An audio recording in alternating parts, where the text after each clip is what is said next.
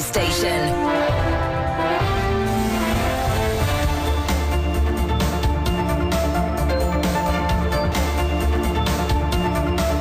Welcome to the 6 a.m. news here on 3FM 92.7. This bulletin is coming to you live from our studios at Adesawe Kanda and also coming to you live on Kesmi 107.1 FM. Coming up this morning, minority accuses government of deliberate ploy to avoid passing the anti-LGBT bill into law.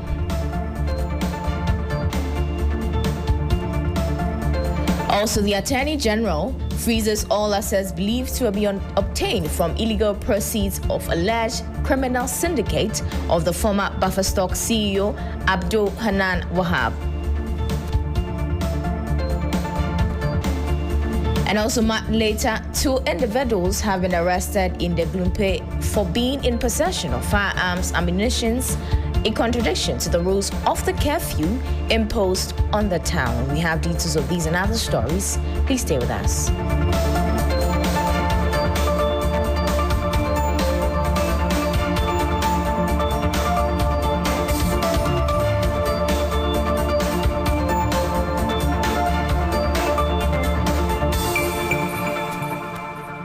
Thank you for staying with us. I am Enyonam Haligah. Now to a first story. President John Dramani Mahama has assured government Ghanaians that the newly launched Ghana Infrastructure Plan will put an end to the long-standing problem of abandoned projects by ensuring continuity across different governments.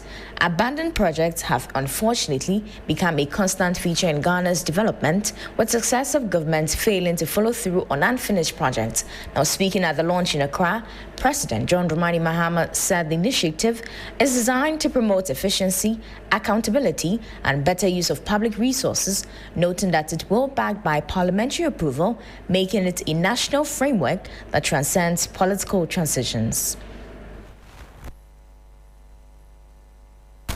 Ghana's first comprehensive development blueprint, which was the 7-year development plan and was supposed to take us from 1963 to 1970. He recognized that infrastructure was the foundation of a modern, industrialized, and self-reliant nation. He built roads, railways, schools, and energy systems to connect our people and unlock Ghana's productive potential. That vision was bold, it was patriotic and transformative, and it remains timeless even today. Yet 60 years on, we must humbly ask ourselves, how far have we progressed in fulfilling it? The Ghana Infrastructure Plan makes a strategic reset. This new approach aligns our infrastructure development with our government's big push agenda. President John Dramani Mahama there. Now, the Attorney General has frozen all assets believed to be obtained from the illegal proceeds of the alleged criminal syndicate of the former Buffer Stock's Chief Executive Officer, Abdul Hanan Wahab. Now, breaking down details of the alleged 40 million cedis loot by the former Akufo-Addo appointee, the Attorney General, Dr. Dominic Ayeni, says he is filing formal charges against the former CEO on Friday. The Economic and Organized Crime Office had gathered credible intelligence regarding a criminal enterprise that had been operated by the former Chief Executive Officer of the National Food and Buffer Stock Company Limited, Mr. Hanan Abdul Wahab. Initial estimates put the amount of money pilfered by Mr. Abdul Wahab and his collaborators at the time at around 58 million Ghana cedis, far in excess of the 49 million suspected to have been stolen by Mr. Edubohe and his co-accused persons. The arrest followed initial intelligence and assessment by EOCO, who suggested that while serving as CEO of Buffer Stock between 2017 and 2024, Mr. Abdul Wahab colluded with his wife, Faiza Seydou Wuni, Richard Sam, head of finance, Bismarck Owusu Boache, finance department, and Emmanuel Atta, corporate affairs manager, and others to create an elaborate criminal enterprise that was used to steal and launder public funds from the Buffer Stock Company. That was the Attorney General, Dr. Dominic Ayeni. Meanwhile, the Accra High Court has granted the former Deputy Director of the National Service Authority, Gifty Oware Mensah, a bail of 10 million Ghana cedis with 3 sureties after pleading not guilty to multiple offences, including money laundering. Owari Mensah is accused of generating over 9,000 ghost names through what she allegedly stole more than 38 million Ghana cedis. Now we'll take you to Parliament, where the anti-LGBTQ bill is back on the front burner. Minority members are accusing the now government of deliberate tactics to avoid passing it into law. The bill was advertised on Tuesday when the House reconvened, but it was missing the next day, with claims that the Speaker was not aware of its reintroduction. But the Minority Leader, Alexander Apenyo-Markin, insisted the bill must be brought back to the House. Only yesterday, when we were raising this issue, Mr. Speaker, you were saying that the bill must pass. Now you are in government, you are in the hot seat. When the IMF, the World Bank, IPU threatening, you are now running away, you are saying procedure. Which mistake? There was nothing administratively in error. You force LGBT on the throat of the Akufo-Addo government. Today, you don't want LGBT. You would want it. Mube Peppa. Mube Peppa, papa, papa, papa. You use it to win election. Now, when your stakeholders, the international community is warning you, you want to run away. Run to where? Minority Leader Alexander Apenyo-Markin then out security. 2 individuals have been arrested in Glumpe for being in possession of firearms and ammunition. These arrests are direct enforcement of the rules accompanying the curfew imposed by the Minister for Interior, which explicitly includes a total ban of carrying firearms, ammunition, or any offensive weapons. The crackdown is a critical part of the effort to de-escalate chieftaincy disputes that tragically led to gunfire injuries and mass exodus of residents. These arrests demonstrates the commitment of the deployed security forces to stabilize the volatile area by removing illegal weaponry, thereby curtailing the potential for a renewed violence. Now, moving on, the Ministry of Lands and Natural Resources is engaging stakeholders in the implementation of new mining laws beginning 2026. So far, 300 licenses have totally been revoked for failing to follow mining rules. The Mining Act 2006, that's Act 703, was promulgated in 2006 and is the key legislation regulating mining in Ghana. Now, according to the Minister for Lands and Natural Resources, Emmanuel Amakofi-Boa, the mining laws are part of the problems, and so new laws are needed to regulate the alien sector. We are 90% completing overhauling the law. My target is that by next year, a new law that will have key provisions. For example, Mincom will not have the luxury of just issuing licenses sitting in the comfort of Accra. And they give a license in, say, Nkawie to somebody who has never been in the Ashanti region. This is his first time he's going there. And even the coordinates that they've given him, whether it's in the water body, they've given him the license. It's not going to happen again. A lot of irregularities, over 1,000 something. And so we want to create better systems where everybody can see that this is the processes. The MCAS is so transparent that it shouldn't be somebody with political connections who should be able to apply. Minister for Lands and Natural Resources, Emmanuel Amakofi-Boa. Then, now before we go, the Adabraka District Court has granted the police prosecution a warrant to arrest another suspect involved in the murder of the immigration officer Stephen King Amwa. At the court hearing on Thursday, October 22, prosecution led by the Chief Inspector Achana prayed for an arrest warrant after notifying the courts that investigations have revealed the location of Kumi, an alleged suspect in the case. He noted that the prosecution will still wait forward the dockets to the Attorney General. Now, the court, presided over by Abna Aso Usu Omenyo, then granted the arrest warrant and adjourned the case to November 4 for continuation. That's the first half of this morning's bulletin. For more news, please check our website at 3news.com. I am Enyonam Haligah. Business News is right up.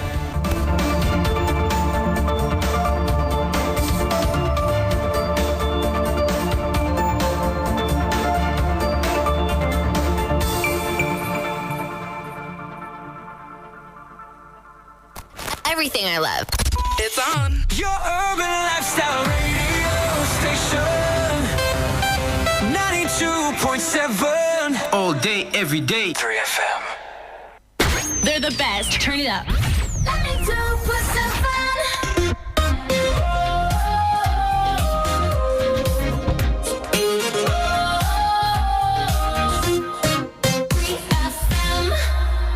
Accra gets busy on this frequency. 92.7 3FM.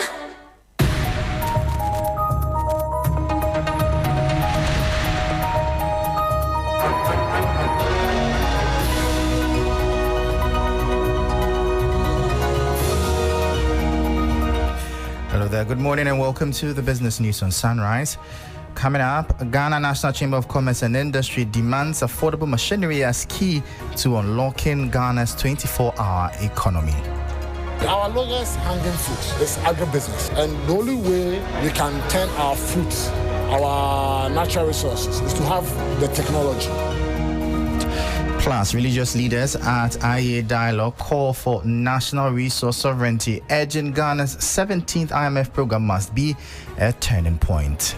As we were rushing to go to IMF to take $3 billion, one person in Nigeria, Dangote, had spent $12 billion to build an oil refinery. Details of these and many other stories coming up shortly. I am Michael Obodu. Please stay tuned.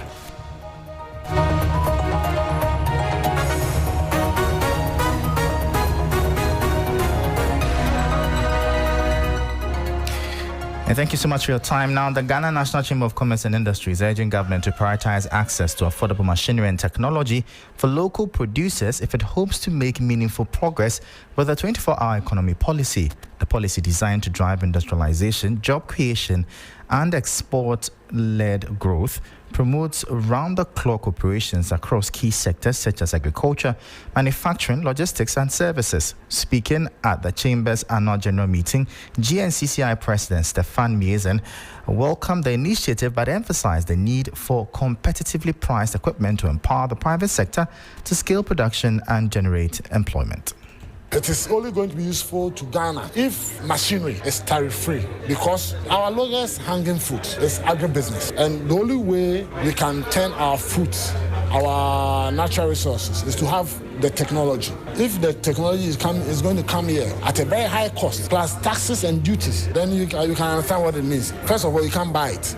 Secondly, when you buy it, then it means you have to transfer that cost to the consuming public. So yes, we want to agree and support the government in all of these initiatives. That look, as we are signing agreements with all other nations, let us look at technological transfer at a cost that is not so high, especially in terms of duties and all of that to the importer, which will end up not even coming at all. So yes, to get a 24-hour economy running, technology is important, but it has to come at a cost that is not too expensive. And that was President of the Ghana National Chamber of Commerce and Industry, Stefan Miesen, speaking. Now, the Institute of Economic Affairs, IEA, has launched a new national conversation to address Ghana's reliance on external bailouts, questioning whether the country's vast natural resources can finally provide the pathway to sustainable development. The dialogue, launched at the IEA seminar series on a review of Ghana's natural resources management regime, was held under the theme, The Dilemma of the 17th IMF Program and Our Natural Resources, a Pathway to National Development. A distinguished scholar at the Institute of Economic Affairs, IEA, and former Speaker of Parliament, Professor Aaron Michael Quay, posed the critical question to stakeholders. The question is, quote, "We are coming to the end of Ghana's 17th IMF program, and after that, what?" unquote. After that, are we going to fold our arms and go the 18th time, and then the 20th, and forever? Or there is some hope somewhere? And we are looking at our natural resources should be a means of avoiding further entry into that program. Past chairman of the Christian Council, Most Reverend Dr. Paul Kwabena-Boafo, speaking at an IEA seminar, delivered a sharp critique of Ghana's persistent reliance on IMF. Loss of policy autonomy, IMF conditionalities, often constrain domestic priorities, repeated bailouts, erode trust in national leadership and institutions. Without proper reforms, Ghana risks stagnating, delaying its upper middle income aspirations. Spokesperson to the National Chief Imam, Sheikh Arimeyao Shaibu, questioned the benefits derived from Ghana's petroleum revenue. By the way, as we were rushing to go to IMF to take $3 billion, one person in Nigeria, Dangote, had spent $12 billion to build an oil refinery, just at the same time. Of what advantage has the petroleum extraction been to us?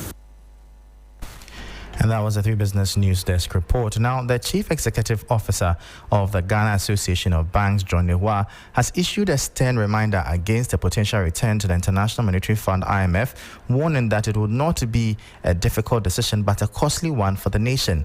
Ehua cautioned that the hardships inflicted on citizens and the broader economy by IMF conditionalities should serve as a powerful motivation for the country to avoid seeking another bailout in the future. He stressed that to escape the cycle of recurring economic crisis and reliance on external assistance, Ghana must embrace sustained discipline.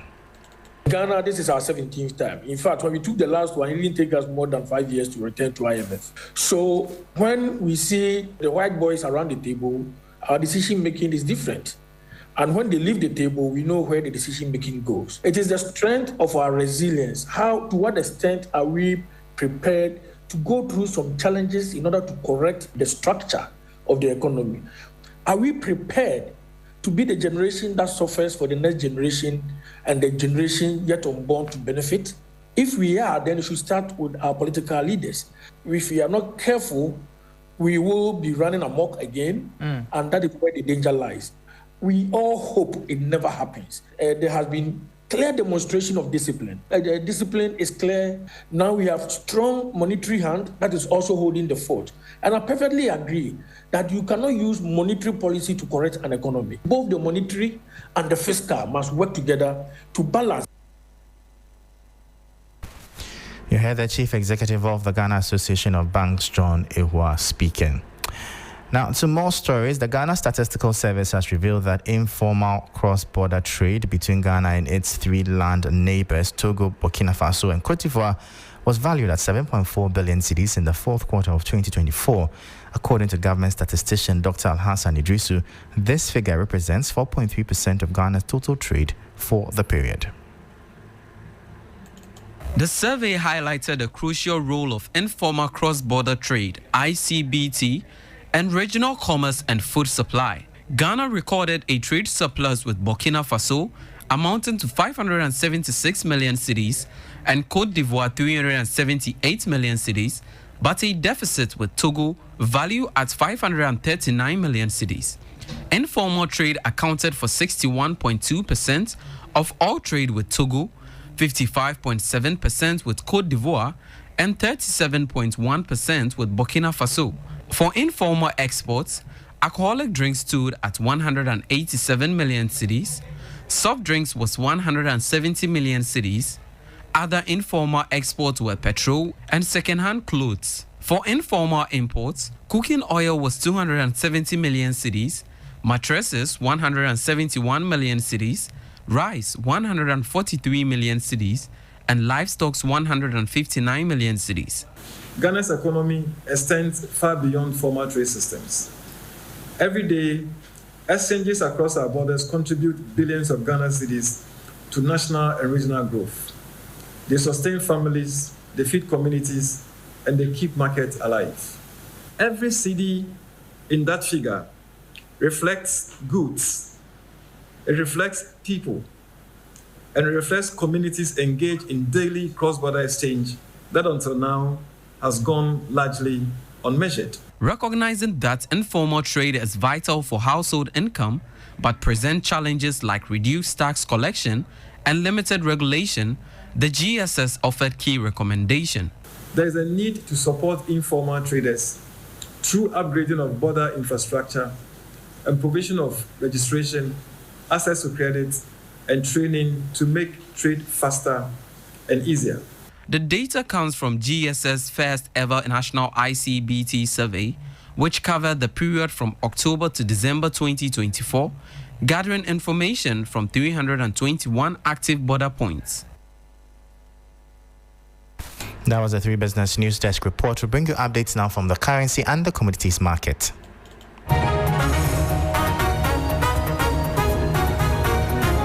Interbank foreign exchange market, the dollar is selling at 10 cedis, 72 pesos. It lost 3 pesos. The British pound is selling at 14 cedis, 34 pesos. It also lost 5 pesos. The euro is selling at 12 cedis, 46 pesos. It lost 36 pesos. However, be guided that these figures could be higher at a forex bureau near you. The global commodities market, Brent crude, is trading at $63 per barrel, up by $1.74. Gold is trading at $4,102 per ounce, down by $23.80. Cocoa is trading at $6,298 per ton, up by $382.